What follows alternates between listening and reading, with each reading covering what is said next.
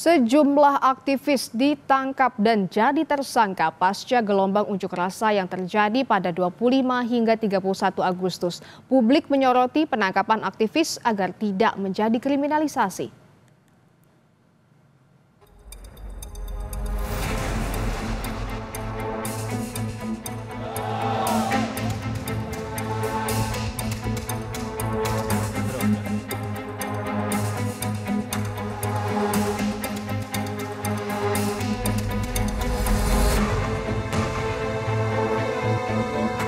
Saiful Amin, orator demo di Kediri, Jawa Timur yang sempat berdebat dengan Kapolres Kediri Kota saat demo 30 Agustus lalu ditangkap. Saiful Amin ditahan di rutan Mapolres Kediri Kota setelah diduga menjadi provokator pada demo yang berujung ricuh. Saudara SA, inisial SA, atas dugaan persangkaan pasal 160 KUHP berdasarkan penetapan dari adanya alat bukti keterangan saksi, kemudian alat bukti surat, kemudian alat bukti petunjuk. Direktur Lembaga Bantuan Hukum Al-Faruq, Taufik Dwi Kusuma, menyayangkan penetapan Saiful Amin sebagai tersangka. Ia menyebut mantan Ketua Cabang PMII Kediri itu bukan provokator atau dalang kerusuhan. Antara aksi solidaritas Afan dan kerusuhan itu dua kejadian yang berbeda. Sekitar jam 5 sore atau sebelum peristiwa pembakaran dan penjarahan, Saiful sudah pulang. Kata Taufik yang dikutip dari media setempat, kediripedia.com. Sebelumnya di Jakarta, Del Pedro Marhain, Direktur Eksekutif Lokataru, juga ditangkap polisi. Del Pedro ditetapkan tersangka penghasutan melalui media sosial yang berujung demo ricuh dengan melibatkan remaja. Tersangka DMR adalah melakukan melakukan kolaborasi dengan akun-akun IG lainnya untuk menyebarkan ajakan agar pelajar jangan takut. Tersangka SH itu adalah akun atau admin dari akun IG, nama akunnya @gm. Perannya adalah juga melakukan collab akun IG untuk menyebarkan ajakan pengerusakan.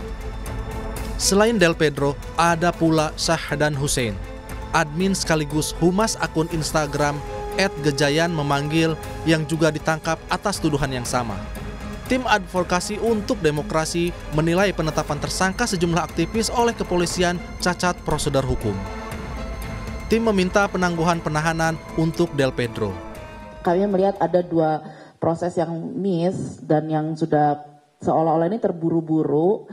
Dan ini bukan seolah-olah ya, memang terburu-buru dan secara formal sudah cacat prosedur hukum. Jadi itu penting sekali untuk diperhatikan bahwa kemudian berpendapat dan sebagainya di dalam sosial media itu sangat mungkin sekali tanpa proses yang jelas kita bisa ditetapkan sebagai seorang tersangka dan dijemput.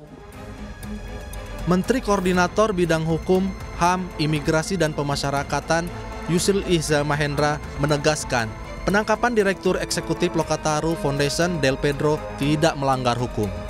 Yusril meminta Del Pedro melakukan perlawanan sesuai mekanisme hukum yang berlaku. Dan saya kira setiap orang kan harus gentleman menghadapi satu proses hukum.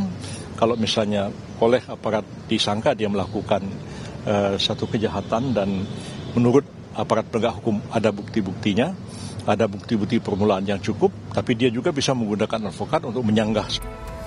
Direktur Eksekutif Amnesty International Indonesia, Usman Hamid, menilai penangkapan aktivis dan warga sipil yang diduga terlibat provokasi tidak tepat.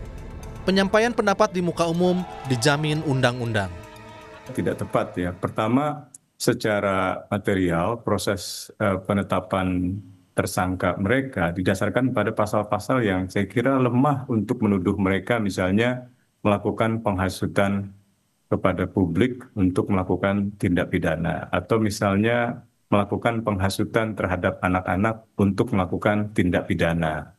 Nah, yang terlihat di dalam sejumlah informasi yang saya pelajari termasuk dari pihak kepolisian, rata-rata itu berasal atau berawal dari posting di media sosial. Publik kini menyorot tindakan aparat yang menangkap sejumlah aktivis buntut demonstrasi akhir Agustus lalu di berbagai daerah. Desakan pembebasan aktivis dan warga sipil yang ditangkap karena dituding sebagai provokator terus disuarakan. Publik berharap agar penangkapan para aktivis tidak menjadi kriminalisasi atau pembungkaman suara kritis masyarakat. Tim Liputan Kompas TV.